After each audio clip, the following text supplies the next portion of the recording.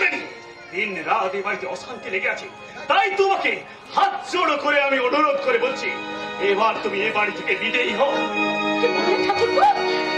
আমি বিদেয় হও বললে হলো? পারবে পারবে তুমি এই কথাটা বৌদিমণিকে বলতে? অন্যদা, তুমি কার সাথে কার তুলনা করছো? দাদা আমাদের সবার সাক্ষাতে বৌদিকে বিয়ে করে এ বাড়িতে এনেছি। একেও তো বড় বাবু বিয়ে করে বাড়িতে এনেছে। না, একে বিয়ে করে আনেনি, একে আশ্রিতা সাজিয়ে এই বাড়িতে এনেছি। এমনকি বাবা মা পর্যন্ত এ বাড়ির বউ বলে একে স্বীকারই করে না। স্বীকার না করলেও ঈশ্বর তো স্বীকার করে দিয়েছে গো ছোট বাবু। কি বললে পূর্ণদা? বড় বাবুর পাশে বৌদিমণি দিদিকে দাঁড় করিয়ে দেখো তো, তাকে বড় বাবুর সাথে বেশি মানায়? মানানোর প্রশ্নই ওঠে না পূর্ণদা। বড় শিক্ষিত রুচিবান মানুষকে দেখেছো বাড়িতে বউ থাকতে আর একজনকে বিয়ে করে বাড়িতে আনে? আমার অনুমান দাদার কথাই উঠে দাদা ওকে বিয়ে করে আনেনি। না না না না, উনি আমাকে বিয়ে করেছেন। উনি তো আমার হাতে শাখা সে থেকে সিঁদুর পরে দিয়েছেন, না হলে এগুলো আমি পেলাম কোথায়? বাজার থেকে কিনতে পাওয়া যায়। বাজার থেকে শাখা সিঁদুর কেনা গেলেও সম্পর্ক কখনো কেনা যায় না গো ছোট বাবু। কিন্তু মিথ্যে সম্পর্ক তো বলা যায় পূর্ণদা। মিথ্যে সম্পর্ক? হ্যাঁ, মিথ্যে সম্পর্ক। আমার মনে হয় এই মেয়েটার সাথে দাদার কিছু কাণ্ড ঘটেছে, যার জন্য দাদা একে আশ্রিতা সাজিয়ে এই বাড়িতে আনতে বাধ্য হয়েছে।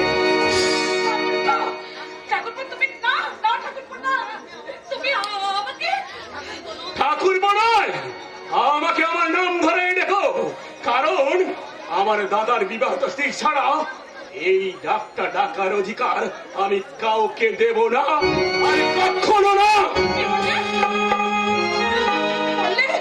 আচ্ছা আচ্ছা, উনি কি বলে গেলেন আমাকে? আমি ওনাকে ঠাকুরপো বলে ডাকতে পারবো না। তাতে কি হয়েছে? আজকাল অনেকেই তো দেওরকে ভাই বলেই ডাকে। তুমি না হয় ছোট বাবুকে ভাই বেরো ডেকো বৌদিমণি। কি বললে পূর্ণদা? কি বললে তুমি? আমাকে তুমি বৌদিমণি বলে ডাকলে? তুমি আমাকে বৌদিমণি বলে ডাকলে? এই বাড়ির কেউ তাকে বউ বলে স্বীকার করে না, তাকে কিনা তুমি বৌদিমণি বলে ডাকলে? স্বীকার করবে, একদিন নয় একদিন ঠিক স্বীকার করে নিতে বাধ্য হবে। শত কষ্ট হলেও সেই দিনের অপেক্ষাটা থাকো গো বৌদিমণি, তুমি সেই দিনের অপেক্ষাটায় থাকো, সেই দিনের অপেক্ষায়। কিন্তু কতদিন আমি অপেক্ষা করে থাকবো বলতে পারবো না। দয়াময়, কেউ না জানলেও তুমি তো জানো দয়াময়, আমি বাড়ির আরো একটা গৃহবধূ। তাই তো ঠাকুরের কাছে আমি সব সময় প্রার্থনা করে বলি, ওগো দয়াময়, এই বাড়ির সবাইকে তুমি সুখে রেখো দয়াময়, তুমি সুখে রেখো, সুখে রেখো প্রভুজি।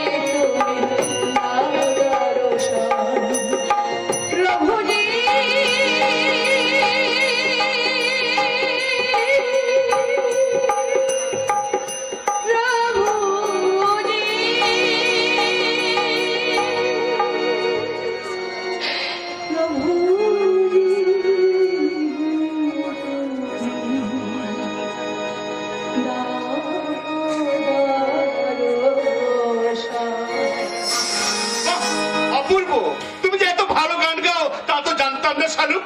কি করে জানবে?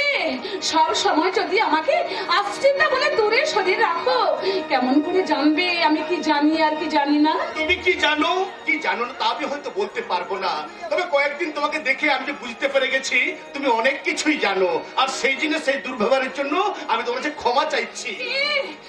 কি কথা? ছি ছি ছি ছি ছি, কি কথা বলছো তুমি? স্বামী হয়ে স্ত্রীর কাছে ক্ষমা চাইছো? এতে যে আমার মহা পাপ হবে। অনুতাপের আগুনে আমি জ্বলে পুড়ে শেষ হয়ে যাচ্ছি শালুক। কি হলো? চুপ করে আছো কেন? বলো, চুপ করে আছো কেন? কি ভাবছো তুমি? না, মানে বলছিলাম তুমি পুজো করলে প্রসাদ দেবে না শালুক? কি বললে তুমি? আমার হাত থেকে তুমি প্রসাদ নেবে? কিন্তু কিন্তু আমি যদি তোমাকে প্রসাদ দিতে যাই, এই কথা যদি দিদি শোনে তাহলে কিন্তু অশান্তি বাঁধাবে। আমরা না জানালে সে জানবে কেমন করে? তাছাড়া তোমার হাতে ঠাকুরের প্রসাদ খেলে এমন কিছু মহাভারত অশুদ্ধ হয়ে যাবে না। দাও দাও আমাকে ঠাকুরের প্রসাদ।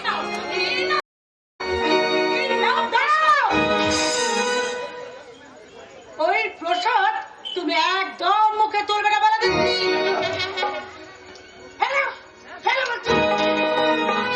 কি করলে মেঘলা? পুজোর প্রসাদ তুমি মাটিতে ফেলে দিলে? ব্যাট করেছি, ওর দয়া কোনো কিছু তুমি খাবে না, কারণ ওর মতো গায়ের মেয়েরা অনেক কিছু জানে। হয়তো টুকটাক করে ওই খাবারের সঙ্গে টুকটাক করে তোমাকে বধ করে ফেলতে পারি। আমাকে পোষ মানাতে তুমি না হয় ওর কাছ থেকে ওই বিদ্যেটা শিখে নিও মেঘলা। তাই হবে। কোনদিন হয়তো তোমাকে আফসোস করতে হবে। আফসোস প্রয়োজন হলে আমি তাই করব, কিন্তু তোমাকে নিয়ে আমি কারোর কাছে কোনোদিনও আফসোস করব না। আফসোস? আমি এতদিন জানতাম তুমি আধুনিক শিক্ষায় শিক্ষিতা, আই মিন মডার্ন কালচার বিশ্বাসী, কিন্তু আজ তোমাকে দেখে আমার মনে হচ্ছে তোমার মনটা অন্ধ কুসংস্কারের তীব্র বিষে বিষাক্ত হয়ে গেছে। আজ এই শয়তানি মেয়েটার জন্য আমি তোমার চোখে একটু একটু করে বিষ হয়ে যাচ্ছি, বিষ। এটা কিন্তু বাস্তব সত্যি। মেঘলা, ওই শয়তানি মেয়েটা, তোমাকে না আমি কতদিন করে বলেছি পই পই করে, তুমি হ্যাংলার মতো যখন তখন আমার স্বামীর কাছে আসবে না, আমার স্বামীকে কোনো কিছু তুমি খেতে দিতে আসবে না। এই কেন কেন তুমি আমার স্বামীকে প্রসাদ দিতে এসেছিলে? বলো বলো, বলছি কেন দিয়েছি? আমি দিতে চাইনি দিদি, উনি আমাকে বললেন তাই। থামো! তুমি কিন্তু একটা কথা মনে রেখো, এখানে তুমি শুধুমাত্র আমার স্বামীর আশ্রিতা, আমাদের কেউ নয়। তাই আমরা সবাই চাইলে তোমাকে যে কোনো সময় তোমাকে ঘাড় ধরে এই মুহূর্তে এখান থেকে বের করে দিতে পারি। না দিদি না, আমি কোনোদিনও তোমার কথা আবদ্ধ হব না।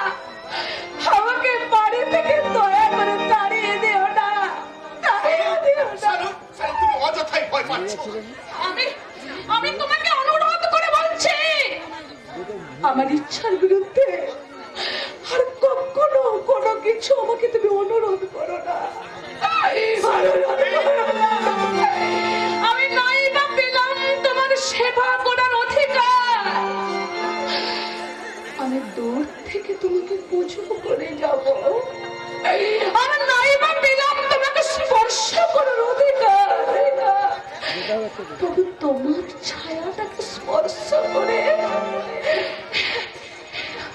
ধন্য হতে চাই গো। আমি ধন্য হতে চাই। যদিও গো কাঁদে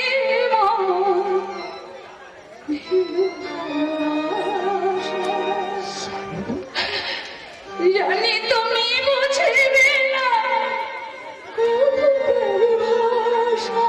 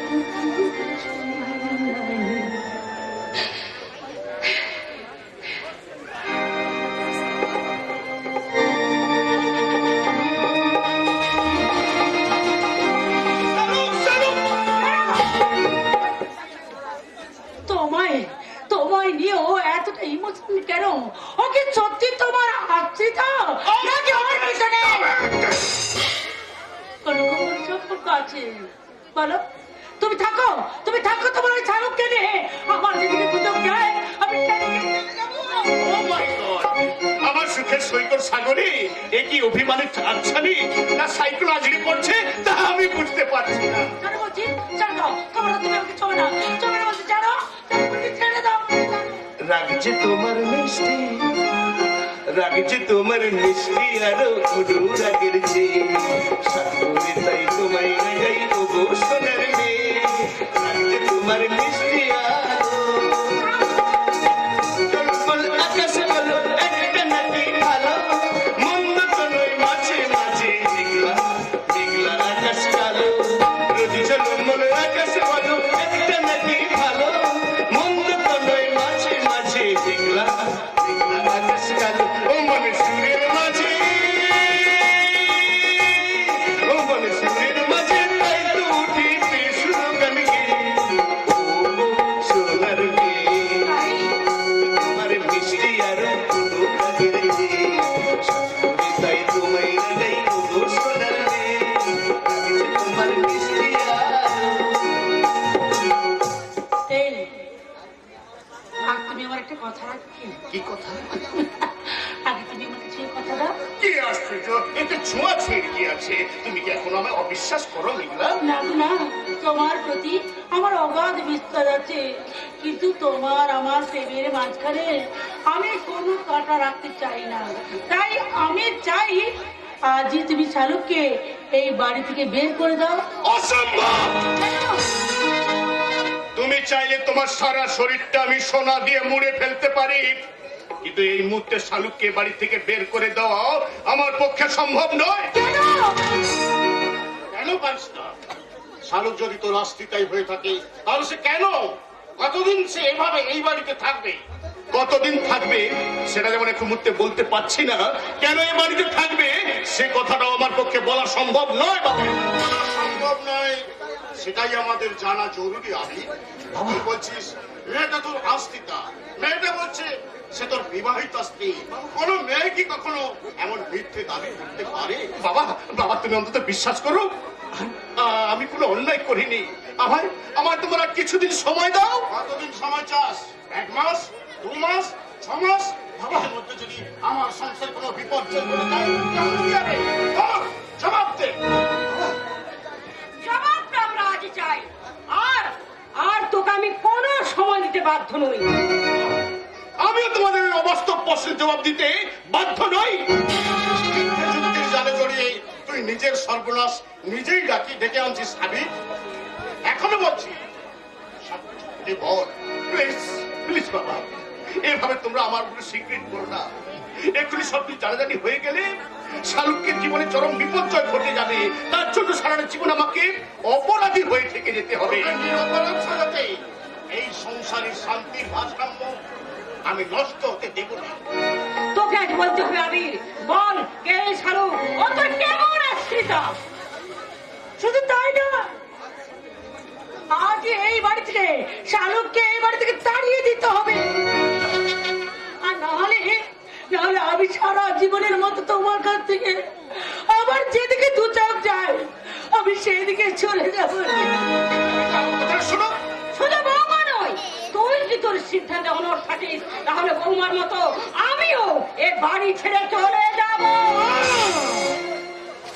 তোমরা চুপ করো। এবারে তোমরা সবাই মিলে আমার উপর ঘৃণা আর অবজ্ঞা কলঙ্কের কালি ছিটিয়ে দিও না। প্লিজ প্লিজ তোমরা চুপ করো। আবির, আবির, তাই হবে মা। আবির, তোমরা জানতে চাও তো কে ওই শালুক আর কেন এই বাচ্চাকে আশ্রিত সাজিয়ে বাড়িতে রাখতে বাধ্য হয়েছে? হ্যাঁ আমরা জানতে চাই, বল আমরা জানতে চাই। বলো তবে আমার একটা শর্ত আছে। কি শর্ত? মেঘলাকে এখান থেকে চলে যেতে হবে। এই কথাগুলো শুধুমাত্র আমি তোমাদেরকে জানাতে চাই। কেন রে খোকা, বৌমা থাকলে তোর কিসের তো আপত্তি? থাক না মা, থাক না। ওর ওই পার্সোনাল মানুষের পার্সোনাল ব্যাপারগুলো জানার ইচ্ছে আমার কোনোটাই নেই। আমি চাই ওই রহস্যটা ভেদ করতে, আর তারপর সুযোগ বুঝে ওই পুরোপুরির কাছ থেকে কিভাবে কথাটা আদায় করতে হয় সেটা আমি ভালো করেই জানি, ভালো করে। আমি তোমাদের হাত জোড় করে অনুরোধ করে বলছি, আজকের কোনো কথা তোমরা শালুককে বলবে না। বেশ, আমরা বলবো না। শালুক আমার কেউ নয়, কেউ নয়। শালুক হলো আমার বন্ধু নির্মলের স্ত্রী। নির্মলের স্ত্রী? হ্যাঁ, ওদের বিয়ের দিন পুলিশ এক ফসলা কেসে নির্মলকে অ্যারেস্ট করে, আর নির্মলের কথা রাখতে আমি শালুককে এ বাড়িতে আশ্রিতা সাজিয়ে এ বাড়িতে রেখেছি। আর আমি কথা দিয়ে ফেলেছি, সে ফিরে না আসা পর্যন্ত শালুককে আমি আমার আশ্রয় দেব। তারপর এক আকস্মিক দুর্ঘটনায় শালুক মাথায় আঘাত পেয়ে স্মৃতি শক্তি হারায় এবং সামনে আমাকে দেখে পাগলের মতো আমাকে সামনে আমি কি বলছিস তুই? ভেবেছিলাম নির্মল্য জামিন নিয়ে ফিরে এলে তাদের হাতে শালুককে তুলে দিয়ে আমি আমি আমার জীবন যন্ত্রণা থেকে মুক্তি নেব। কিন্তু বিশ্বাস করো বাবা, আমি তন্ন তন্ন করে খুঁজেও নির্মল্যর আমি কোনো সন্ধান খুঁজে পাইনি। সর্বনাশ, তাহলে কি হবে? কি হবে এখন? এরপরেও যদি তোমরা ভেবে থাকো আমি অন্যায় করেছি, তাহলে শাহরুখকে নিয়ে অন্য কোথাও গিয়ে রাখবো, কিন্তু নির্মলের অনুরোধকে রক্ষা করে আমি কর্তব্যচ্যুত হতে পারবো না বাবা।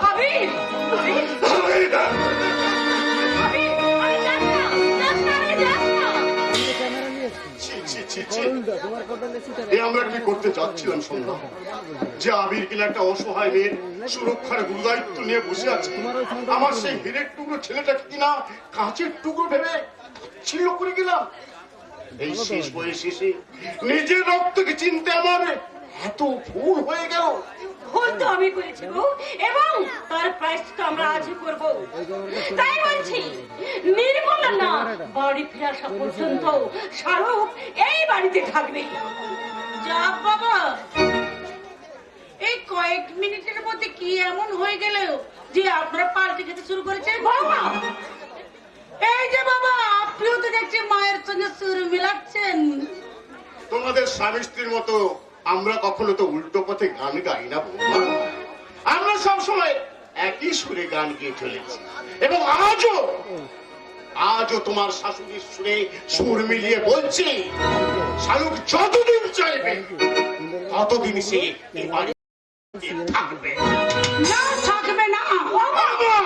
হ্যাঁ, বাবা বাবা ছেলে আর মা মিলে আমার সর্বনাশ করার জন্য আপনারা যুক্তি করে শাহরুখকে এই বাড়িতে রাখার জন্য আপনার ছেলে বুঝে আপনাদের উপর দায়িত্ব দিয়ে গেছে। এই যে মাননীয় শ্বশুর মশাই, আমি অতি ভদ্রভাবে জানতে চাইছি, বলুন তো আপনার ছেলে শালুককে নিয়ে শালুককে সম্বন্ধে কি বলে গেছে? শালুকের সম্বন্ধে এই মুহূর্তে ওনাকে কোনো কথা বলতে আমরা বাধ্য নই। কেন? কারণ তাহলে কি বাপ ছেলেতে মিলে ওই শালুকের ব্যাপারে কোনো রফা হয়ে গেছে? রফা?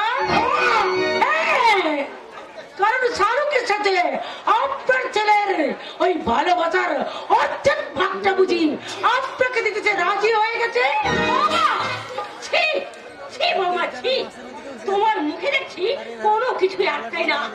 বাবা বয়সী একটা মানুষের সম্বন্ধে এমন অশ্লীল মন্তব্য করতে তুমি পারলে বাবা?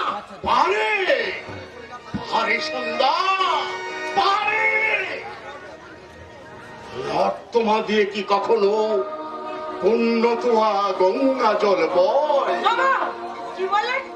বলো বলো বৌমা, বলো, চিৎকার করে বলো, আরো জোরে জোরে বলো তোমার ওই কথাটা আবার শুনে ভালো। উপস্থিত দর্শক মন্ডলী বোধ হয় তোমার এই মুখরোচক মন্তব্যটা ভালো করে শুনতে পারেনি। তা যদি পেতেন তাহলে হয়তো এইভাবে এইভাবে এইভাবে হাত তালি দিয়ে বলতেন, সত্যি শেরুকাজ, কি বিচিত্র এই দেশ।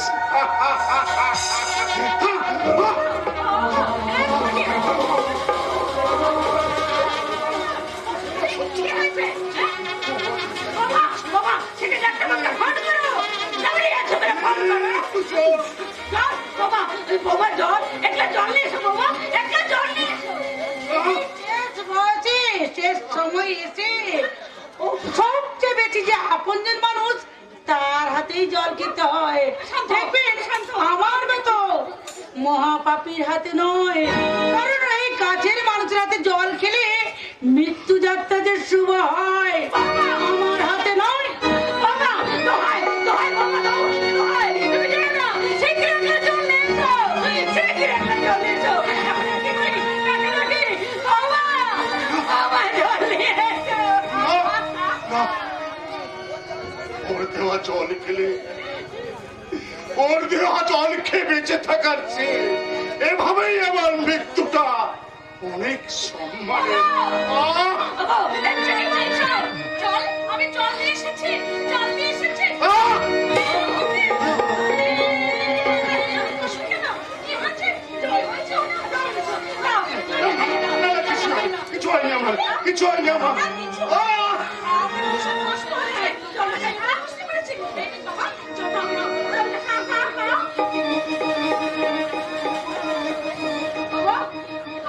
বাবা, তোমার কেমন লাগছে? বলো, কোথায় কষ্ট হচ্ছে তোমার? কি গো, বলো। আর কোনো কষ্ট হচ্ছে না তো? এই শাহরুখের সেবায় আজ আমার স্বর্গ বা নরক যাত্রা কোনো কিছুই হলো না। কি বাবাজি, এমন কথা বলবেন না। এমন কথা বললে আমি কিন্তু ভীষণ ভীষণ কাঁদবো বাবা। তুই কেন কাঁদবি রে মা? কাঁদবো তো আমি মরণকে জয় করার আনন্দে।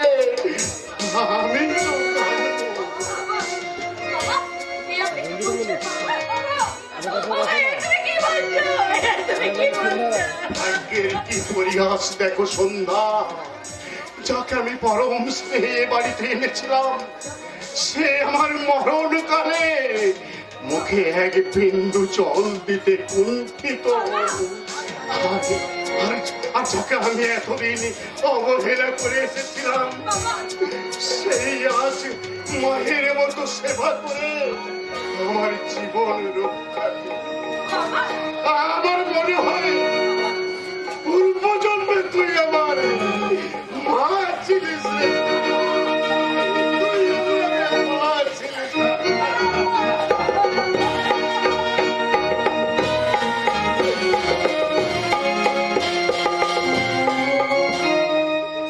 ফেলে আসা স্মৃতি আমার বেদনা জাগায়।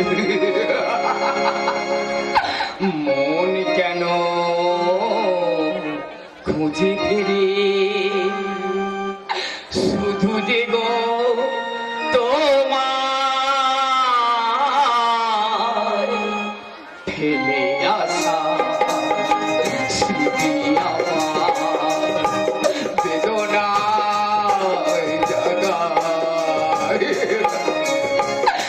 মন কেন খুঁজে ফিরে শুধু যে গো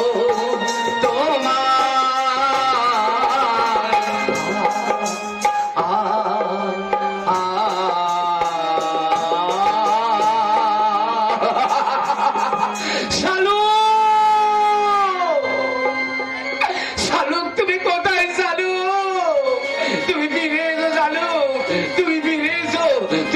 তুমি আমার জীবনে আবার ফিরে এসো। না না না না, আমি এভাবে পঙ্গু হয়ে পড়ে থাকবো না। আমি বাঁচতে চাই। আমি আমার শালুককে নিয়ে আবার আমি নতুন করে বাঁচতে চাই। ওগো, কে কোথায় আছো? কে কোথায়? জলদি বন্ধু, দয়া করে তোমরা দয়া করে কেউ আমার হাত পায়ে সিংহটা খুলে দাও। আমি মুক্তি চাই। আমি মুক্তি জরুর বাবা। একটা হুকুম অক্ষরে অক্ষরে পালন করো। কাকে কাকে বস বলে তোমরা দিন রাম শোনাচ্ছিলাম তো গো? ওই মানুষ রূপী জানোয়ারটাকে যে নিজের ভাইয়ের সাথে চরম শত্রুর মতো ব্যবহার করে, যে আপন ভাইয়ের সুখ সম্পদ কেড়ে নিয়ে তাকে ভিখারি বানাতে চায়, সেই শয়তানটার পায়ে নিজেদের বিবেক মনুষ্যত্বকে বাধা রাখতে তোমাদের এতটুকু বিবেকে বাঁধে না? বিবেক? আমি কিসের বিবেক রে?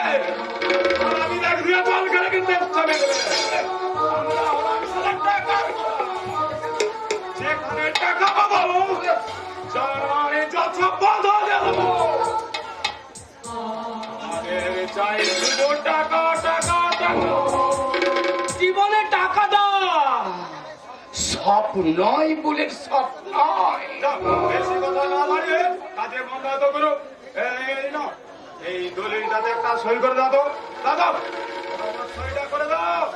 অসম্ভব, আমি তো 1000বার বলেছি ওই দলিলে আমি কিছুদিন সই করবো না। কেন কেন কেন তুমি আমাকে বারবার বিরক্ত করছো?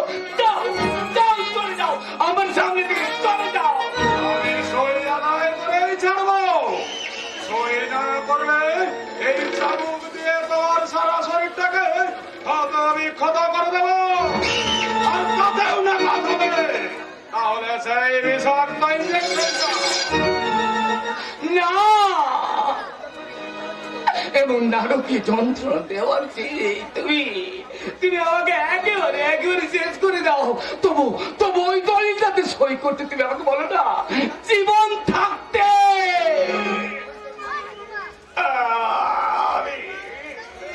আমি ওই দলিলে সই করবো না। কিছুতেই না। এই গরম যন্ত্রণা সহ্য করো।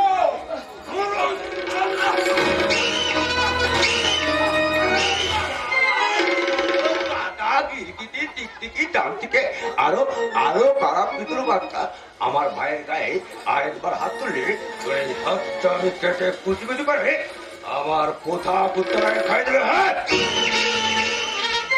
বস, ওটা কিছুতেই সই করছে না। আরে আরে ও তুই করতে না বলে ওকে ওকে তুই এমন ভাবে মারবি? ওনা আমার বাপের নিজের পেটে আমার বাপের নিজের তোর দেওয়া আপন ভাই। আর তাহলে ভাই বলে তো বড্ড লেগেছে তাই জানে। দেখি তোর কোথায় লেগেছে? দেখি খবরদার তুমি আমাকে চলে না। থালা তুই আমার ভাইটাকে মারলি, আর আর আমার ভাইটা আমার উপর অভিমান করছে। থালা তোকে এত করে বলেও ওই যখন সইটা করছে না, আমার ভাই তুই করে নি বেদ করেছি। ওরে বোকা ঠেলে দূর করে কি করে কিছু পারে ভালোবাসায় তো অনুরোধে তো তোর বিচারতে না। ওর সামনে গিয়ে একটু হাত ধরে করে অনুরোধ কর, দেখবি ভাই আমার সব হাঁ করে দাঁড়িয়ে দিচ্ছি। আরে অনুরোধ কর না রে, বল আমি আপনাকে হাত জোড়ো করে অনুরোধ করছি নির্মলবাবু, দয়া করে ওই দলিলটাতে সই করে দিন। বন্ধ করো তোমাদের এই নাটক। আমার অসহ্য লাগছে। কাঠ হয় না সেখানে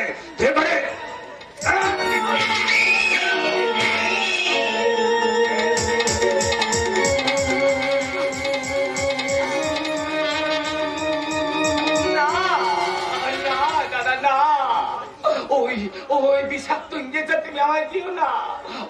ওর যে অসহ্য যন্ত্রণা, আর আমি নিজে সহ্য করতে পারি না। আমার যে বড্ড কষ্ট হয়, বড্ড কষ্ট। আরে আমিও তো সেই মায়ের পেটের ভেতর থেকে আজ পর্যন্ত শুধু কতই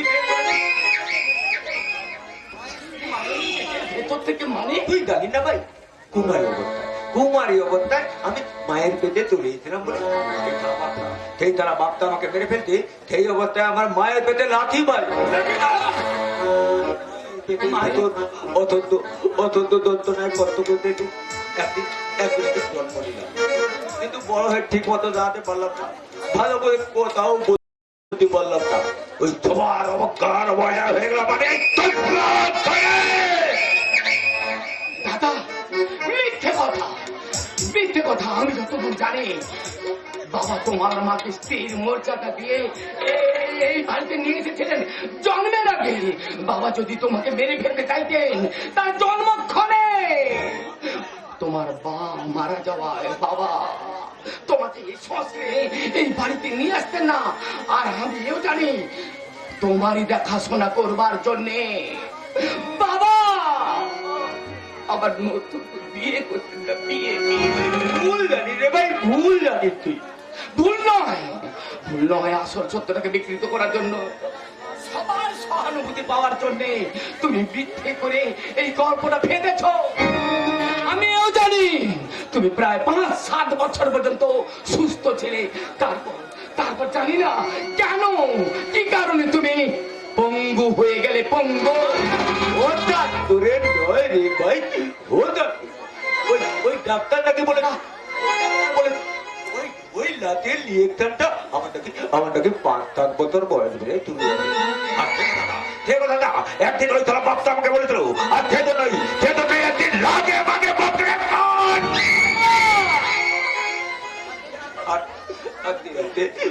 আমার বাপের লক্ষ্য নিয়ে তোর লক্ষ্য বাপে আমার খুব বেশি কষ্ট হবে না রে ভাই। তাই বলতে আমার কথা তোর ওই দলিল দায়িত্ব এটা তুই করবে।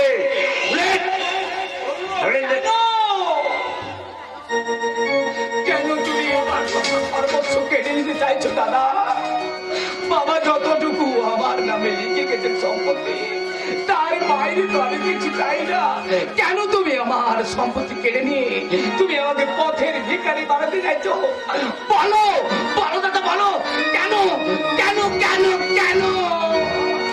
আমি ওই ভগবানকে অনেকবার জিজ্ঞেস করি, হে ভগবান, ব্যর্থ বাপের আমি একলা বেটা হয়ে জন্ম দিলাম, কেন শুধু আমার একটা ভাই পাঠিয়ে আমার ভাগের তুমি ভাগাভাগি করে দিলে? ওই ভগবান আমার কোনো কথা তোমার দেয়নি, তাই আজ আমি কারো কোনো কথা তোমার দেবো না। আমার যখন যে রেখে হবে আমি জোর করে কেড়ে নেব। আমি এখন বনে এখনো বলছি, যদি ভালোভাবে বাঁচতে দাও ওই দলিলটাই তুই এটা তৈরি করলে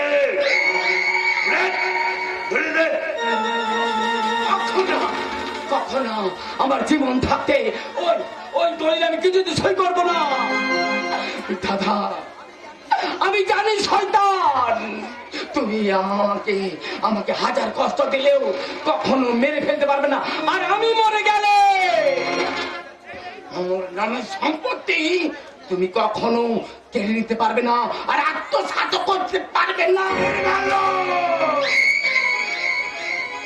একটা কথা শুনে রেখো শয়তান, একটা কথা শুনে রেখো, হাজার ক্ষমতার অধিকারী হলে এখন এই দুনিয়ার বুকে পাপ পুণ্যের বিচার হয়।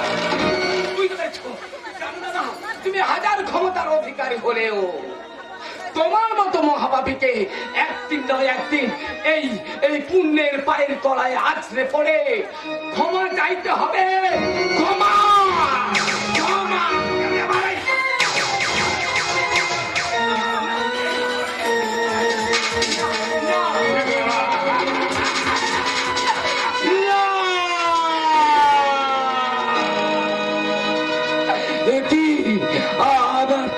আমার আপনার মেয়েছে কেন? আমার সারা শরীর কেন অবশ হয়ে যাচ্ছে?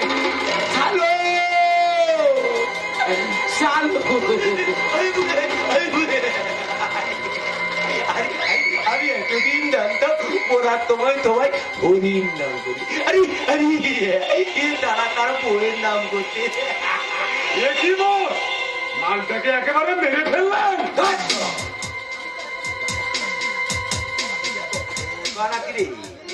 মারতো না, বড় হাত্তার পেটটা আমি এমনি কিনে দেবো। ওকে তো আমি ঘুম পাড়ানি ইঞ্জেকশন দিয়ে ওর ঘুম পাড়িয়ে দিলাম। ওর জন্য আমি অন্য গল্প ভাবো। এখন দেখো ও থালাকে ওর ঘরে রেখে আয়। ঠিক আছে গো। যা নিয়ে যা।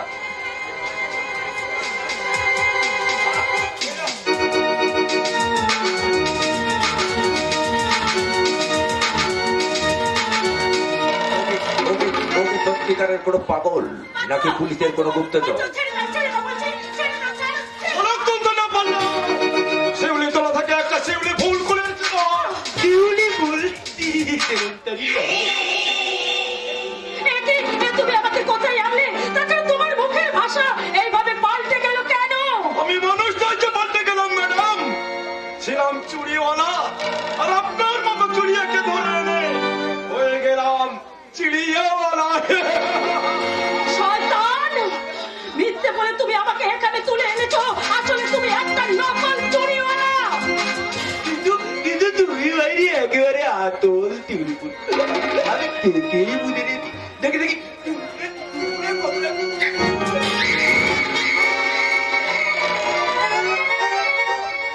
খবরদার জানোয়ার!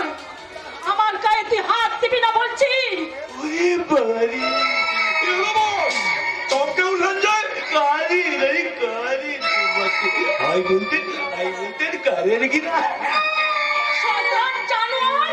এবার তোদের আমি আসল মন্তব্য আমি বুঝতে পেরেছি। কেন তোরা আমাকে এখানে তুলে এনেছিস বল?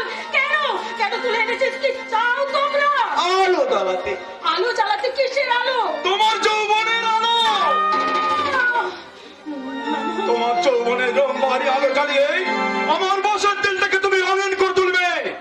আর তোমার ভালোবাসার মিঠে শরাব আমার বসের মনে প্রেমের নেশা ধরাবে। ভিতরের মতো কথা বলতে তোমার লজ্জা করছে না? ঘরে কি তোমার মা বোন নেই? সারা দুনিয়ায় আমার বোন বলে কেউ নেই রে। আর মাটা আমার অনেক দিন আগে মরে গেছে। তাই মা বোনের উপমাটি নেই। আমার এই মনটাকে খায়ের করার চেষ্টা করিস না। তোদের মতো মেয়েদের যেখানে থাকা উচিত আমি তোকে সেখানেই পাঠিয়ে দিলাম। নেনুস, ওই নাগিনের বিষ দাঁত দুটো আপনি ভেঙে দিন। আরে এটা নাগিনী হবে কেন? এটা তো একটা টিরিয়া। আজ রাতে আমি হাতে দাদা তখন ওর ভিড় গাদায় বসিয়ে গান তুলু। তার আগে তুমি একটু একে বোধ মানিয়ে রেখো। কেমন? আমি না, আমি পালাবো। যেমন করে হোক আমি এখান থেকে আমি পালিয়ে যাবো। চিড়িয়া সুন্দরী দেখবে দেখবে একটা তোমার পালক করবে করবে, তখন নিজেই ক্লান্ত হয়ে মাটিতে আছড়ে পড়বে। তোমার মা স্বর্গে চলে গেছেন তাই না? তাই তো সে মরে গিয়েও বেঁচে গেছে। তাই তো তার নিজের সন্তানের হাতে অন্যের নারীর এমন লাঞ্ছিত কাহিনী তাকে দেখতে হচ্ছে না, তাকে শুনতে হচ্ছে না। কি বললে? একবার তোর মায়ের মুখটা তুই স্মরণ করে দেখলে জানোয়ার। তোর মা স্বর্গ থেকে চেয়ে দেখছেন যে মনে মনে ধিক্কার দিচ্ছে যে তার ছেলেকে জন্ম দেওয়ার সময় কেন সে গলা টিপে মেরে ফেলেনি।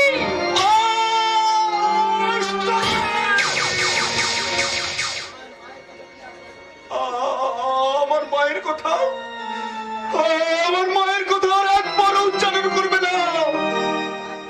একবারও না, একবারও না। তুমি ঠিক বলেছ। আমার মাটা না মরেও বেঁচে গেছে। আর আমি সারা বেঁচে থেকেও একটু একটু করে নিজেকে আমি শেষ করে দিচ্ছি। আমি আমার বিবেককে খুন করেছি। আর মানুষ সত্তাটাকে খুন করার জন্য আমি আমার গলা টিপে ধরেছি। আমি তো সারা নিজেই নিজের খুনি, নিজেই নিজের খুনি। না বাচ্চু না, তুমি খুনি নও। তোমার মনের মনুষ্যত্বটা এখনো মরে যায়নি। তাই তো কি তোমার চোখে জল? তুমি কাঁদছো? না না, আমাকে তুমি নিয়ে চলো। আমি যেমন করে হোক আমি তোমার হাত ধরে আমি এখান থেকে চলে যাব। আমার আলোর ফেরার পথ যে আজ বন্ধ হয়ে গেছে শিউলি। এই খুনধরা সমাজ আর বিষাক্ত রাজনীতির পেছে পড়ে আমার জীবনের সবটুকু আলো যে আজ হারিয়ে গেছে। তাই তো সেদিনের সেই স্নেহই মায়ের গর্বের বাচ্চু, সেই first class PSC pass Bachchu আজ সমাজের ত্রাস। এই বাচ্চু মস্তান আমার অতীতটাকে স্মরণ করে দেওয়ার জন্য আপনাকে অসংখ্য ধন্যবাদ। এবার চলে এসো শিউলি। আমার সর্বনাশ করতে তুমি নিয়ে যাচ্ছ তো? তুমি নিয়ে চলো, আমি তোমাকে কোনো প্রতিবাদ করবো না। আমাকে নিয়ে তুমি যা খুশি তাই করো, আমি কোনো প্রতিবাদ করবো না। শুধু তোমার কাছে আমার একটাই অনুরোধ, এটাই যেন তোমার অধঃপতনের অন্তরাতে শেষ না হয়। ওদের পতনের অন্তিম পদক্ষেপটা আমি অনেক আগে ফেলে এসেছি শিউলি। তাই তো তোমার আর কোনো কিছু হারাবার ভয় নেই। তুমি সত্যি বলছো? তাহলে আমি এখনই বাড়ি ফিরে যাবো। হয়তো তোমার এখন বাড়ি ফেরা হবে না। তাহলে কি সারা জীবন আমাকে এখানে বন্দী হয়ে থাকতে হবে? বন্দিনী নয় শিউলি, বন্দিনী নয়। তোমাকে এখানে একজন হয়ে কৌশলে বেঁচে থাকতে হবে। আর আমি অদৃশ্য থেকে ওই তৎকার পুলিশের হাত থেকে তোমাকে বাঁচিয়ে যাওয়ার চেষ্টা করব। তাছাড়া কি? তাছাড়া তোমার জন্য এক বিশেষ চমক অপেক্ষা করেছি শিউলি। কি চমক? বলো বাচ্চা, বলো কি চমক? না এখন নয়, পরে পরে তুমি সব জানতে পারবে। এবার এসে শিউলি। বেশ, আজ আমি তোমার হাত ধরে আজ আমি এগিয়ে চললাম এক সুখের সন্ধানে। আজ তোমাকে দেখে আমার কি মনে হচ্ছে জানো শিউলি? কি মনে হচ্ছে তোমার? এতদিন কোথায় ছিলে, পথ ভুলে তুমি কি এলে? এতদিন কোথায় ছিলে, পথ ভুলে তুমি কি এলে? প্রেমের কবিতা তুমি শোনালে যে গান গাহিয়া,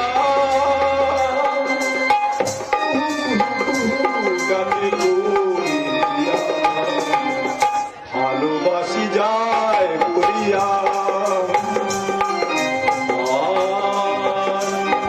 ছড়াই তুমি ছড়াই ছিড়ে হইয়া ছড়াই ফুল ছড়াই ঝিরি ঝিরি এলে বহিয়া।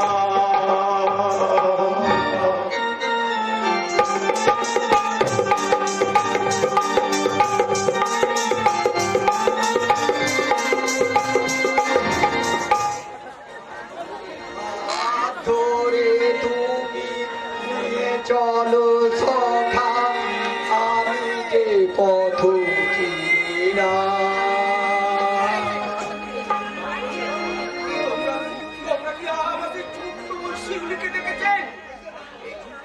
এই যে বাবুমশাই, গোপাল, এটা এই মালটা না যেদিন আমি সেদিনকে ভক্ত আমি তোর কাছ থেকে আমি 1000 টাকা বাগিয়ে নিয়েছিলাম। আমি বরং এখান থেকে পালা যাবেন না। আমার একটা কথা, কি তুমি সেই নাম কি হলো? কাকা যে কি বলেন, আমি সাধু ঘটনা করতে যাবো কেন? আমি তো ফট্টু নাটক, মানে ওই নাটক যাত্রা দলে বিবেকের পাঠ করি আর গান করি। এখানে ভুল ত্রুটি পেয়েছে। সেদিন বললে তুমি ঘটকালি করো, অনেক জায়গায় যাতায়াত রয়েছে। আর সেই সুবাদে আমি আমার ফোনটাকে খোঁজার জন্য তো আমি 1000 টাকা দিয়েছিলাম। আমি তো জানেন ভাই, আমার পুরো হারিয়ে গেছি। আর তোমাকে আরো টাকা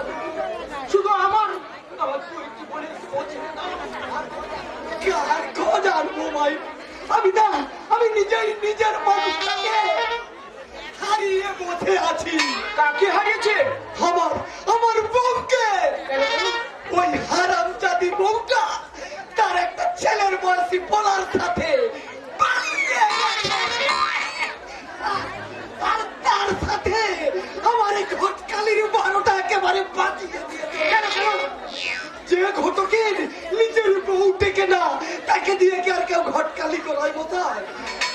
আমার মনে হয় আপনার বোন কারো না কারো সাথে ভেগেছে। তখন থেকে যাই খুশি তাই বলে যাচ্ছে, আমার বোনের সম্পর্কে একদম কোনো বাজে কথা বলতে না বলে দিচ্ছি। লে গোপাল, এই ভেগে যাওয়ার কথা বললে আপনি আমার তেলে গুনে চলে যাচ্ছেন কেন বলুন তো?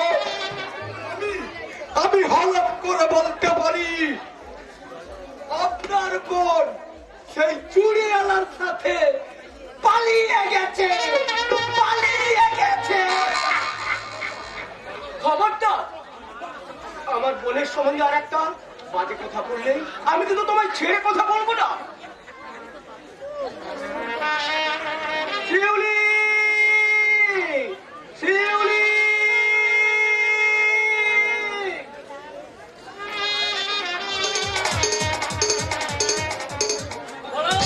দাদা!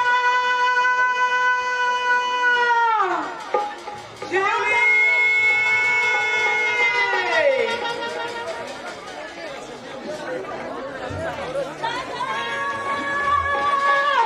দাদা!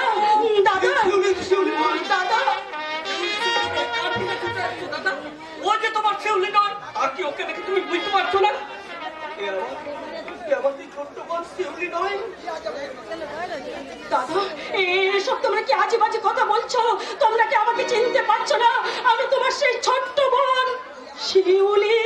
তুই আমার শেষ বন্ধু। 7 দিন আগেও যাকে আমি সাধারণ রাত ভোরের সাইডে দেখেছিলাম, তার পরনে এত দামি পোশাক গেল কোথা থেকে? ঠোঁটে আধুনিকতার রং মেখে চোখে কালো চশমা পরে তুই নিজেকে আড়াল করতে চাইছিস তোমার? আড়াল নয় রে ভাই, আড়াল নয়। আমি তোর এই 7 দিন কোথায় ছিলি? কার কাছে ছিলি? আর এত সব দামি পোশাক কেনার মতো পয়সা পেলি কোথায়? কোথায় এবার? আমি একটা চাকরি পেয়েছি রে নিশীথ, আর আমি সেই চাকরির অ্যাডভান্স টাকা নিয়ে এসেছি, আর সেই টাকা দিয়ে আমি তোর জন্য জামা প্যান্ট আর দাদার জন্য আমি ধুতি পাঞ্জাবি নিয়ে এসেছি। আর তোকে চৌধুরীকে কথাগুলো বল, আমার দিকে না তাকিয়ে এমনি ভাবে আমতা আমতা করে কেন বলছিস? মিথ্যে কথাগুলো তুই বলতে পারছিস কি উচিত? দাদা তুমি সবাইকে তুই এতটাই বোকা ভাবিস রে হতভাগী? কোনো ইন্টারভিউ ছাড়াই শুধুমাত্র যে মুখ দেখে চাকরি পাওয়া যায়, আর সময়ের আগে যে কাজের 5 মাইনের টাকা পাওয়া যায়, সেটাকে চাকরি বলে না রে হতভাগী, বলে চরিত্র বিক্রি।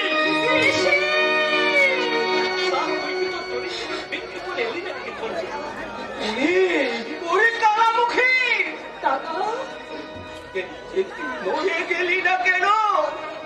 না দাদা না, তুমি বিশ্বাস করো দাদা, তুমি বিশ্বাস করো, আমি কোনো খারাপ কাজ করিনি দাদা। তোমার শিউলি যে শিউলি ফুলের মতো এখনো পবিত্র আছে। কালকে সত্যি করে বল, কোথায় তোর অফিস? কিসের তো চাকরি? রাতে কত ঘন্টা তোকে ডিউটি করতে হয়? নিশীথ, এসব কথা তুই আর আমাকে বলিস না রে। আমি এখনই তোদের সব প্রশ্নের উত্তর আমি দিতে পারবো না। কেন? কেন পারবি না রে বোন, কেন পারবি না? আমি তো তোদেরকে ওই চাকরি করার জন্য লেখাপড়া শেখাইনি দেবো। আমি তো চেয়েছিলাম চিরটাকাল তোরা সৎ আর আদর্শভাবে শিক্ষা নিয়ে। আমি তো চাইতাম রে বোন সৎ আর সুন্দরভাবে একটা সংসার করবি। তুমিও তো চাইতে দিদিও সংসার করো, কিন্তু সে আজ কেন সংসার করতে পারলো না? তুমি বলতে পারো দাদা, তুমি বলতে পারো সবার কপালে তো সংসার কোনোদিন সয় না দাদা। তুমি মনে করো আর তুমি যেটা করছো সেটা তোমাদের সবার ভালোর জন্য করছে। ঈশ্বরের কথা দিয়ে নিজের অপছন্দ করতে দিচ্ছিস হতভাগী। তোকে দিদি বলে ডাকতেও লজ্জা করছে, লজ্জা। আমার মুখ দেখতেও আমার ঘেন্না করছে, ঘেন্না।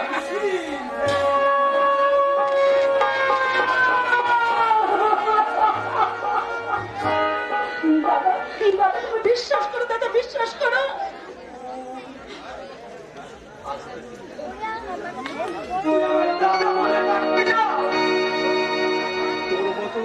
তোর মতো কারামুখী দাদা আমি নই। আজকে আমি জানবো ইংলি বলে দিলাম আমার বুকুতে দুটো বোনটা আজ মরে গেছে।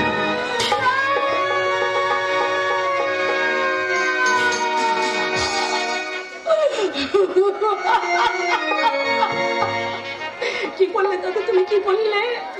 তোমার শিবিরে মরে গেছে দাদা। আমার সব কথা শোনার জন্য তুমি মাত্র কয়েকটা দিন তুমি অপেক্ষা করতে পারলে না দাদা, পারলে না। তুমি বেশি যাই হোক না কেন, তোমার মুখের কথাটাই যেন সত্যি হয়। আজ আমি নিজেকে আমি সত্যি সত্যি আমি শেষ করে ফেলবো। যে তোমার মুখের দিকে তাকিয়ে নতুন করে বেঁচে ওঠার স্বপ্ন দেখছে, তার কথা না ভেবে তুমি মরার কথা ভাবছো শিউলি? কেন তুমি আমার দাদার কাছে সব কথা ফাঁস করতে গোপন করেছিলে বলো কেন? তুমি কি জানো আজ দাদা আমাকে কতখানি ঘৃণা করে আমার সামনে থেকে মুখ ফিরে নিয়ে সে এখান থেকে চলে গেল? যেদিন তোমার দাদা সমস্ত ঘটনা জানতে পারবেন, সেদিন তিনি সস্নেহে কাছে টেনে নেবেন। কিন্তু কি সেই ঘটনা? বলো, কোন রহস্য লুকিয়ে আছে এখানে? বলো, তুমি বলো বাচ্চু, বলো। শুধু তোমার দাদার নয় শিউলি, সেই সঙ্গে তোমার সব থেকে কাছের মানুষের বিশাল ক্ষতি হয়ে যেত। কাছের মানুষের বিশাল ক্ষতি হয়ে যেত? বলো বলো, কে কে সে কাছের মানুষ? বলো বাচ্চু, বলো। যদি যদি বলি আমি, তুমি? না না না, তা কি করে হয়? তা কিছুতে সম্ভব নয়। সংকোচ হচ্ছে তাই না শিউলি? আমার মতো একটা গুন্ডা অবস্থানকে কাছের মানুষ ভাবতে বড্ড ঘেন্না করছে, তাই তো? কিন্তু বিশ্বাস করো শিউলি, গুন্ডা অবস্থান হয়ে আমি জন্মাইনি। ছোটবেলায় আমার বাবা মারা গেলেও মা আমার কোনো আবদার বুঝতে দেননি। আর শুধু একটাই ইচ্ছে, আমি যেন লেখাপড়া শিখে মানুষের মতো মানুষ হই। বাচ্চু, আর মায়ের ইচ্ছেগুলো পূরণ করার আমি আপ্রাণ চেষ্টা করেছি শিউলি।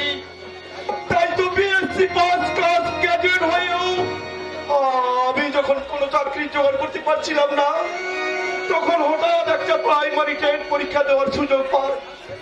আর সেই পরীক্ষায় আমি সসম্মানে উত্তীর্ণ হই। চাকরির প্যানেলে আমার নাম বেরোলেও কিন্তু কি বাচ্চু? হঠাৎ একদিন আমার মোবাইলে একটা ফোন এলো।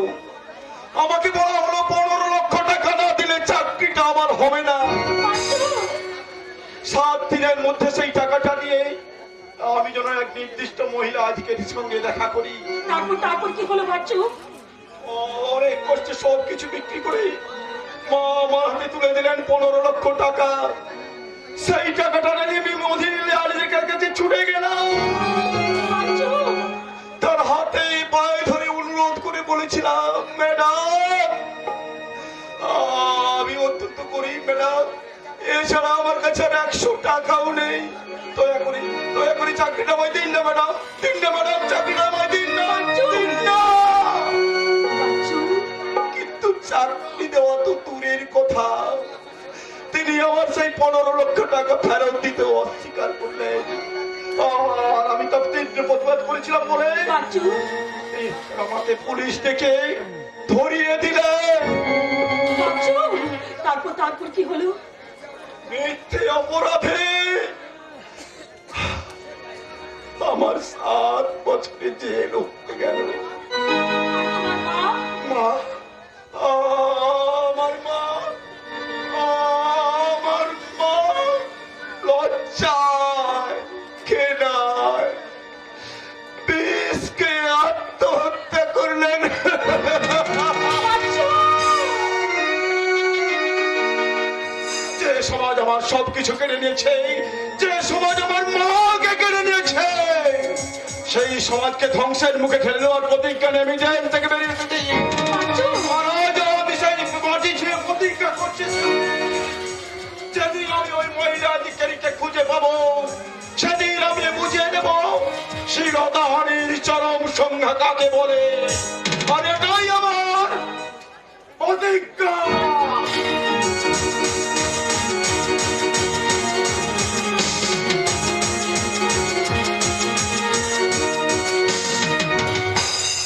অধিকার এমনি এমনি পাওয়া যায় না রে শালু, অধিকার জোর করে আদায় করে নিতে হয়।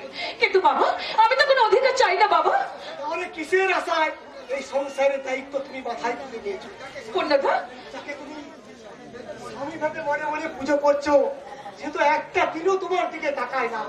তাহলে কেন তার মঙ্গল কামনায় নিজের জীবনটাকে তিল তিল করে ক্ষয় করছো? হয় কোথায় পূর্ণদা? আমি তো আমার শ্রদ্ধা, ভক্তি, ভালোবাসা, আরাধনা দিয়ে আমি আমি ভাগ্যকে জয় করার চেষ্টা করছি। শালু, তুমি?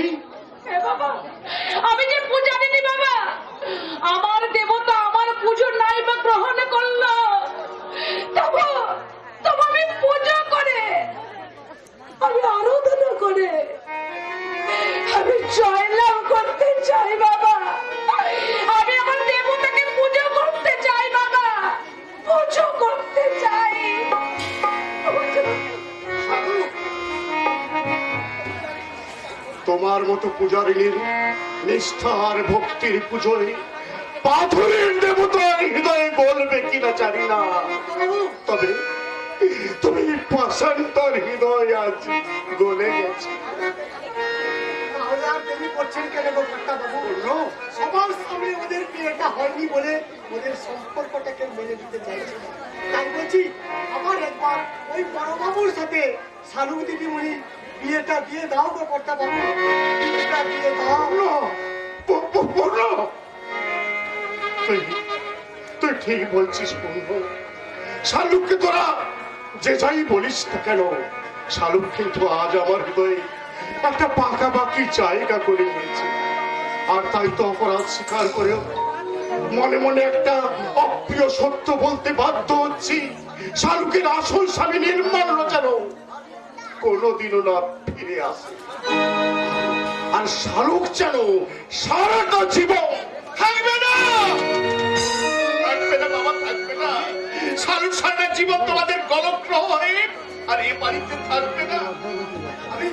আমি তুই কথা দিচ্ছি, যেখান থেকে যেমন করেই হোক তন্ন করে নির্মাল্যকে খুঁজে এনে শালুককে তার হাতে তুলে দিয়ে আমি আমার কর্তব্য থেকে মুক্তি দিতে কর্তব্য থেকে মুক্তি দিতে গিয়ে এত বড় কর্তব্যকে তুই অবহেলা করবি? আমি তো কর্তব্যের কোনো অবহেলা করিনি বাবা। উপযুক্ত সন্তান হয়ে বাবা মায়ের প্রতি যতটুকু কর্তব্য করা প্রয়োজন আমি করে চলেছি। অবাধ্য স্ত্রীর শত অপমান অবহেলাকে উপেক্ষা করে একজন আদর্শ স্বামী হওয়ার আপ্রাণ চেষ্টা করছি। শালুকের জন্য তুই কতটুকু কি কর্তব্য পালন করতে পেরেছিস বাবা? যে মেয়েটা একটা অনেক স্বপ্ন একটা নকল সংসারকে তার আসল সংসার মনে করে সেই সংসারের প্রতিনিয়ত সেবা করে চলেছে, সে কি সারাটা জীবন শুধু না পাওয়ার বেদনা বুকে নিয়ে শুধু শালুকের চোখের জল মুছাতেই তো দিন রাত আমি পাগলের মতো নির্মাল্যকে খুঁজে বেড়াচ্ছি। কিন্তু বিশ্বাস করো বাবা, নির্মাল্যকে আমি কোথাও খুঁজে পাচ্ছি না। তাহলে শালুকের কি হবে? আমি নির্মাল্য যদি মারাই গিয়ে থাকি না বাবা, না, এমন কথা বলো না। নির্মাল্যকে বেঁচে থাকতেই হবে, তাকে শালুক কাছে ফিরে আসতেই হবে, নইলে শালুক নামক জীবন যন্ত্রণার বোঝাটা আমি কার কাছে হালকা করব বলতে পারো বাবা? যাকে আজ তুই বোঝা ভাবছিস তারই সঙ্গে এবার তোকে জীবনের শেষ বোঝাটা করতে হবে। শেষ বোঝাপড়া মানে আমি তোকে মাত্র 7 দিন সময় দিয়ে গেলাম। এই 7 দিনের মধ্যে যদি তুই নির্মাল্যকে খুঁজে আনতে না পারিস তাহলে শালুককেই তোকে দ্বিতীয় পক্ষ হিসাবে গ্রহণ করতে হবে বাবা। এই আমি তোকে শেষ কথা বলে গেলাম। আবার সব কি বলে গেলেন এবং কেন বলে গেলেন? তবে কি শালুকের প্রতি আমার দুর্বলতার কথা বাবা আন্দাজ করতে পেরেছে? জানতে পেরেছে যে মেঘলার অবহেলার উপেক্ষা জর্জরিত এই শূন্য হৃদয়টার মাঝে শালুক আজ একটু একটু করে যায় না। এই চরিত্রহীনের মতো সব কি ভাবছি? না, আমাকে ভাবতে গেলে চলবে না, আমাকে যে করে হোক আমাকে আমাকে উদ্ধার হতেই হবে। কিন্তু মেঘনাথ তো এখন আসার কথা ছিল, কিন্তু আসছে না কেন? না গো না, ভাবতে হবে না গো, ভাবতে হবে না। তার আগে তোমার কাছে দেরি করে আসার জন্য আমি অপরাধ স্বীকার করছি।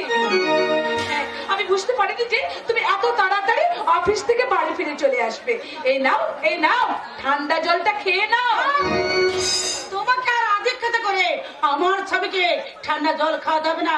ওর জন্য আমি এই গরম গরম কফি বানিয়ে নিয়ে এসেছি। নাও এই কফিটা তুমি খেয়ে নাও। না, আমি খুব অত্যন্ত তৃষ্ণার্ত এবং ক্লান্ত, তাই আগে ঠান্ডা জলটা পান করে নেওয়া জরুরি। তা করবে না কেন? অন্যের দেওয়া জল তো তোমার কাছে আজ অমৃত বলে মনে হবে। আরে আমি যে এই আমি প্রথম তোমার জন্য এত কষ্ট করে আমি কফি বানিয়ে এনেছিলাম, তার কোনো দাম নেই। চিচি যাচ্ছে না বলো তুমি।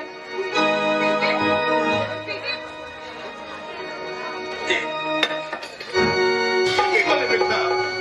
আমি অত্যন্ত তৃষ্ণার্ত ছিলাম, তাই বলে তোমার তো কফি খাবো না সে কথা তো একটিবারও বলিনি মেঘনাথ। ওটা বলতে হয় না, ওটা আমাকে বুঝে নিতে হয়। শাহরুখ যেটা করছে সেটাই ঠিক, আর আমি যেটা করছি সেটা সবটাই ভুল। আজ ভুল হোক আর ঠিক হোক, আজ আমি তোমাকে যা বলবো তোমাকে তাই শুনতে হবে। আজ আমি তোমাকে যা খেতে দেবো তোমাকে তাই খেতে হবে।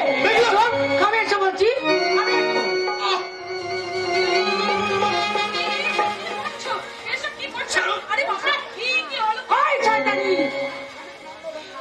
আমার স্বামীর মঙ্গল অমঙ্গল চিন্তা করার তুই কে রে? না দিদি না, উনি শুধু তোমার একার স্বামী নন, আমারও স্বামী। এবার বলো, ওর কথা প্রতিবাদ করে তুমি বলো ওই শাহরুখ তোমার কেউ নয়। আমি তোমার স্ত্রী, আমি তোমার একমাত্র স্ত্রী। হ্যাঁ, আমি তোমার স্ত্রী। আমি বলবো না, বলো না, আমি তোমার স্ত্রী। না, তুমি বলো আমি তোমার স্ত্রী, আর কেউ তোমার স্ত্রী হতে পারে না, শুধু আমি তোমার স্ত্রী।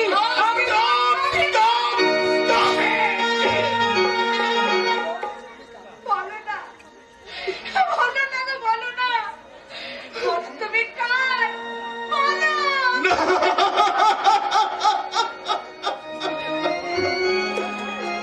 প্রশ্ন করি নিজের কাছে, কে আমি, কোথায় ছিলাম, কোথায় যাব এই আমি।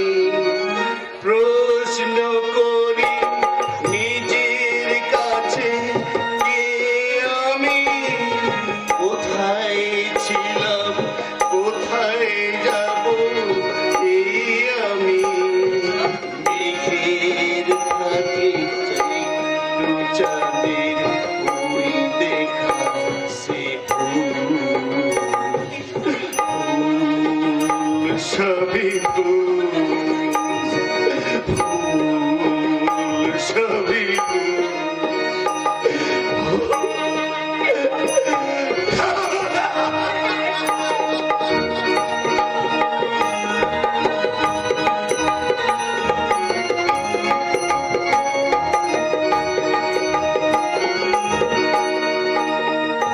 ঢুকে পড়েছি একেবারে চোট। না মানে মেয়ে হয়েই ঢুকে পড়েছি। এবার তো আমি এখান থেকে ফাল হয়ে বেরোবো, না মানে ছেলে হয়ে বেরোবো। তখন অনেক কিছুই আমি বের করে নিয়ে তবেই এখান থেকে বেরিয়ে যাব। তবে আমাকে আমার এখানে কেউ চিনে ফেলে না তো?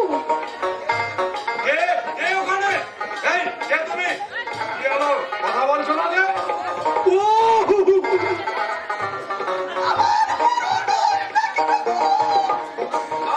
কি মুশকিল, তুমি কাঁদছো কেন? কোথায় থাকো?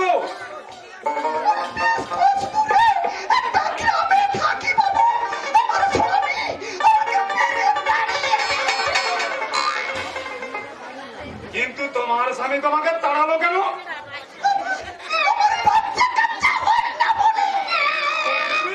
নাকি? আমি বাজা হতে যাব কেন? আমার স্বামীটা তো রোজ সারাটা দিন নেশা করে রাতের বেলা কুম্ভকর্ণের মতো ঘুরে। তাহলে কি বাচ্চাটা ওই আকাশ থেকে আসবে? এ ঠিক কথা। এত মনে মনে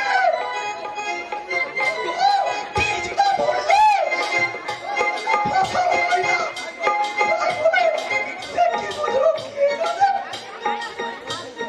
আমি ইচ্ছা কে বুঝলো কে জানে?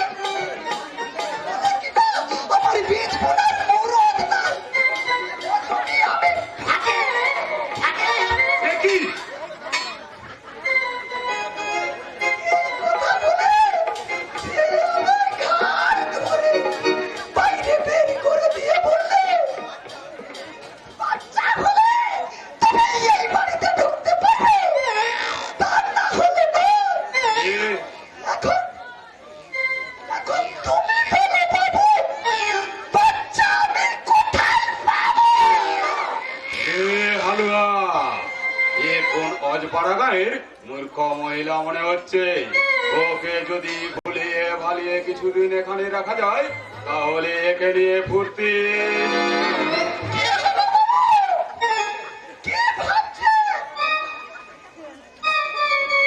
তুমি কি আমাকে কিছুদিন এখানে থাকতে দেবে? আমাকে একটা বাচ্চা কাচ্চা। বুঝে গেছি। তা তোমার নাম কি? তোমাকে দেখে না আমার কি মনে হয় জানো? কি ফুলরানী? আমার স্বামীটার যেমন দেখার আগে তোমার সাথে যদি আমার দেখা হতো, তাহলে আমার কি এই ভুল পড়ে যাবে? এতদিন পর দেখা হলো। কি গো? তুমি আমাকে রাখতে দেবে? রাখতে তো আমার কোনো আপত্তি নেই, তবে আগে আমার মালিককে জিজ্ঞেস করি।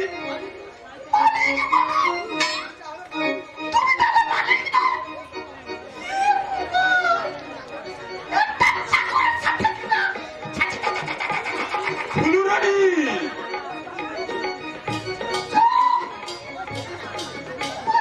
চাকরের সাথে আমি কোনো কথা বলবো না। যা বলার তোমার মালিককে বলবো। তোমার মালিককে ডাকো। এ আবার কোথাকারকে মালকিন এলো রে বাবা। এ বাবা, এই কিম্মত কি মাগাটা আমার কেন এখানে মরতে হলো কেন? এ নিশ্চয় বোধহয় এই চাকরের চাকর। কোথাকারকে একটা মেয়ে ছেলে এখানে এখানে দিয়ে আমাকেই বলে কিনা ডাকো। বস, এ মানে বলছিলাম কি বস? শুনতে পাচ্ছিস না? শুনতে পাচ্ছিস না? বল, শালা এই মাটিতে আর একটা কথা বললে এই সালিয়ানা গ্রামের সবার সামনে তোকে আমি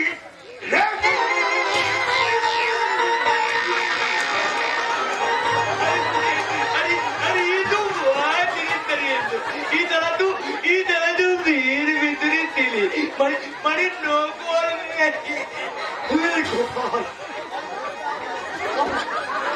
আমার ছেড়ে দাও ভরা। আমি কি করে ফেলেছি? আমি তো একটা পাগল মানুষ। দাও! ওরে বাবা, অমন করে আপনি ধমকাবেন না বাবা। আমি হার্টের রোগী। সব রোগ আমি খাইয়ে দেবো। বলুন বস। এ থানার বড্ড মেয়ে থানার থক দেখতে এখানে এখানে মেয়েদের সঙ্গে দা করা হয়। এর সাথেও তুই এখনই তাই কর, মানে মানে একে পুরোপুরি ল্যাংট করে দে।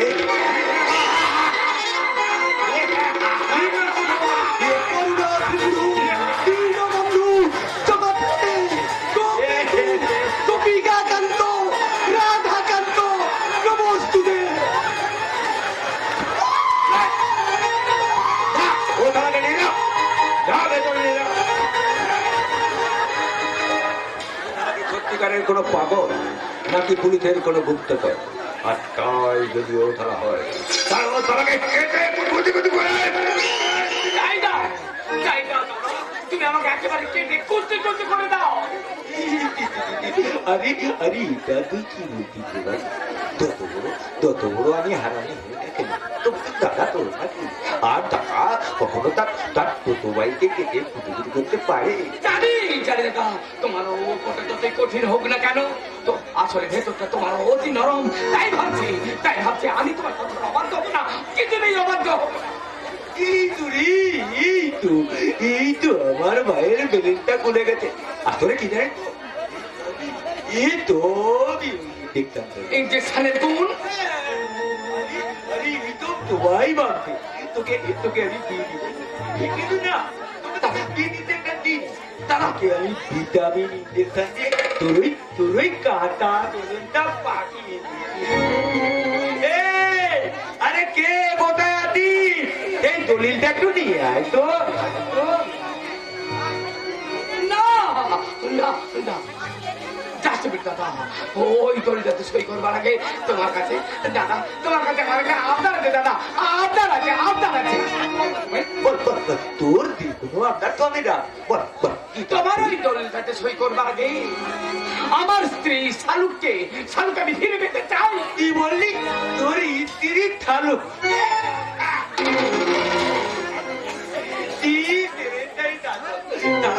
তারা বিয়ে করে তোর মাথাটা সত্যি খারাপ হয়ে গেছে। আমার তো তোমারই তাই হয়। দাদা যদি ভালোভাবে তুই বাঁচতে চাস তোর ওই বউটাকে ভুলে যা। ওর থেকেও অনেক দামি জিনিস তো তোর জন্য আমি জোগাড় করে রেখেছি। তিলকে একটু পাঠিয়ে দিত দাদা তিলকে কোনো কিছুর বিনিময়ে আমার চরিত্রের অবনীত আমি হতে দেবো না।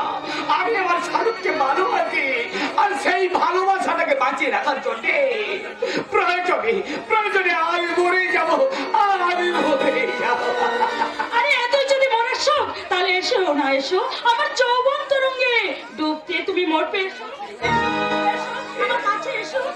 খবরদার তুমি এখান থেকে চলে যাও বলছি।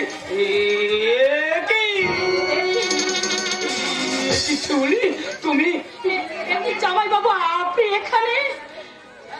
হ্যাঁ আমি জীবন যন্ত্রণায় হেরে যাওয়া এক বিধ্বস্ত অভিশপ্ত মৃত্যু প্রায় দিন।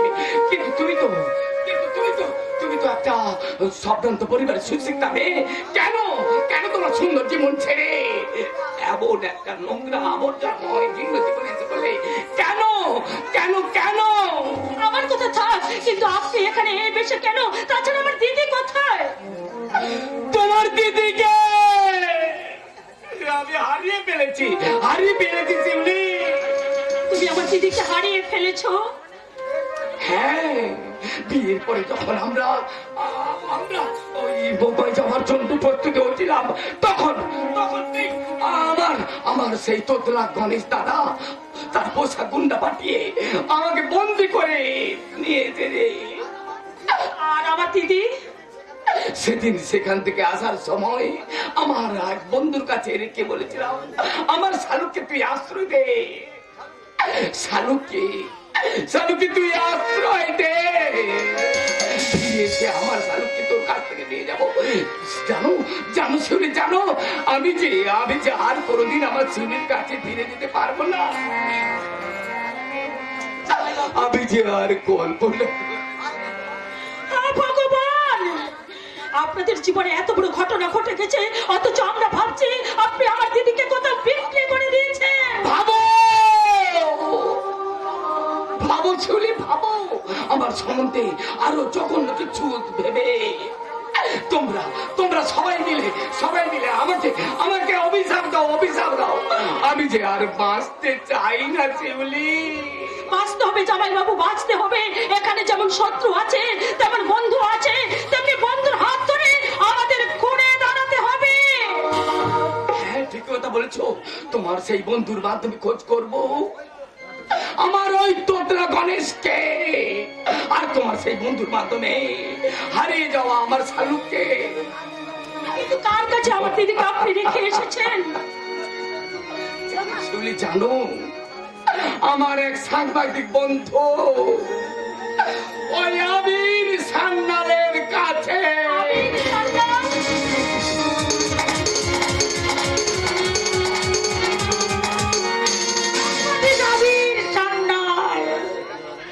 আশ্রিতার নাম করে আর একটা মেয়ের সঙ্গে ভালোবাসা ব্যবচার করে যাচ্ছে, আর তাই তো আমার ভালোবাসাকে নিয়ে সে চিনিমিনি করছে। আমি কিছুতেই হতে দেব না, কিছুতেই না। আমিও কোনোদিন দাদাকে ক্ষমা করবো না। ঠাকুরপো, যে দাদার আদর্শকে সামনে রেখে আমি আমার জীবন গড়ার স্বপ্ন দেখতাম, সেই দাদার আমার ঘৃণ্য চরিত্রের পরিচয় পেয়ে লজ্জায় আমার মাথাটা কাটা যাচ্ছে বৌদি। আমি বেঁচে থাকতে আমার স্বামী আর একটা অন্য মেয়ের সঙ্গে ব্যবচার করবে, আমি কিছুতেই মেনে নেব না, কিছুতেই সহ্য করবো না। ঠিক এই কথাই আমি কাউকে বোঝাতে পারছি না বৌদি। ঠাকুরপো, শালুকদি এবারে সবাইকে কি এমন জাদু করেছে যে সবাই তোমাকে অবহেলা করে ওই শালুকদিকে নিয়ে মাতামাতি করছে।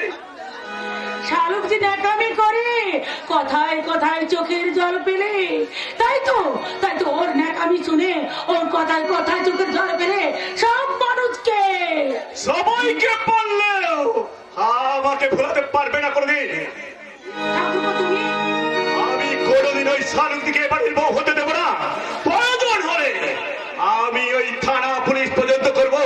ঠাকুরপো, তুমি আচ্ছা বৌদি, আমি তো শুনেছি মেয়েরা মমতাময়ী হয় তেমনি হয় ছলনাময়ী। তা তুমি কি সেই ছলনাময়ী হয়ে এমন কিছু করতে পারো না যা দেখে বাড়ির সবাই আমার ওই শালুকদিকে ঘৃণা করে? কিন্তু আমি কিন্তু নয় বৌদি, কোনো কিন্তু নয়। যেভাবেই হোক, যেমন করেই হোক, তোমাকে তোমার অধিকার আদায় করে নিতে হবে। আর তা যদি না পারো তাহলে ওই সারাটা জীবন তোমাকে কাঁদতে হবে বৌদি, শুধু কাঁদতে হবে।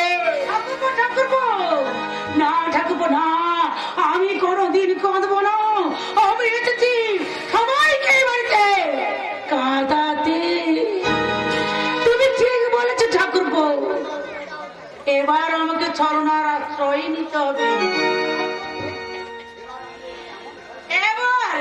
এবার আমি ওর এমন হাল করবো যে আর তবে এবারে সবাই ওকে ঘৃণা করে তাড়িয়ে দিয়ে সবাই ওকে বলবে, কি বলবে দিদি?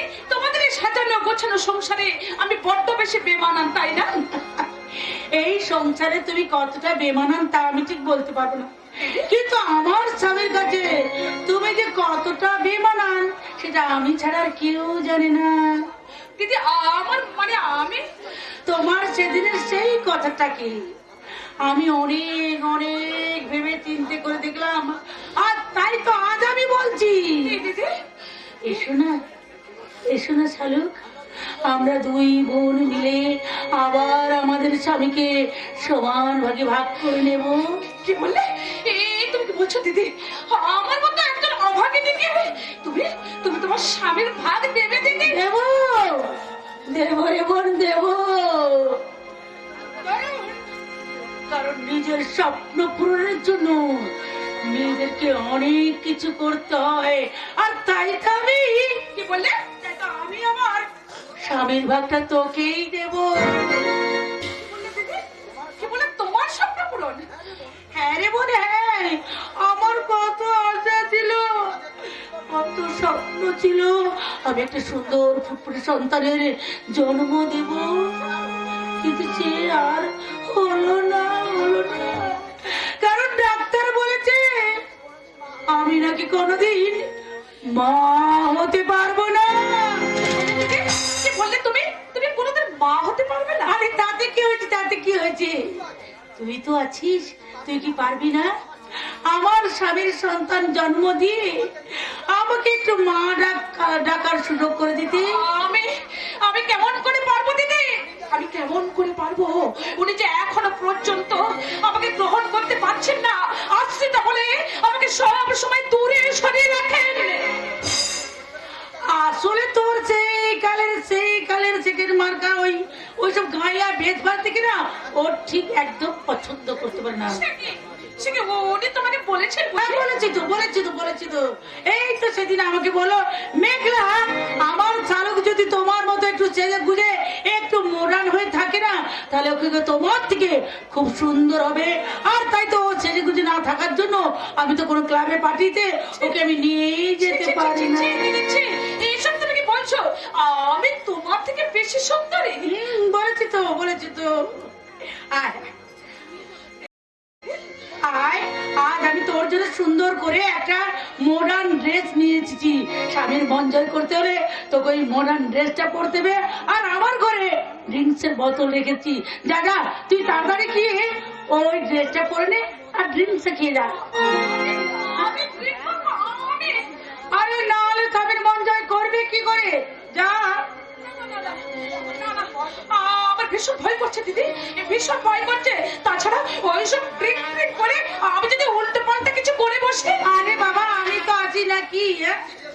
তুই চল ড্রেসটা তাড়াতাড়ি পরবি, চল। আর বাকি সব আমি পরে সব বুঝি। যাচ্ছি দিদি, আমি এখনই যাচ্ছি।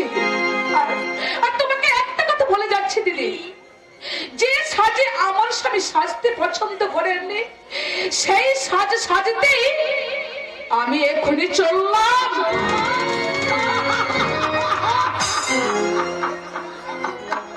দেখতে নয় শালুক, দেখতে নয়, সবাইকে দেখাতে।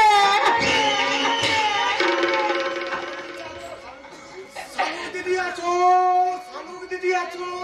শালুক দিদি না, এখানে নেই।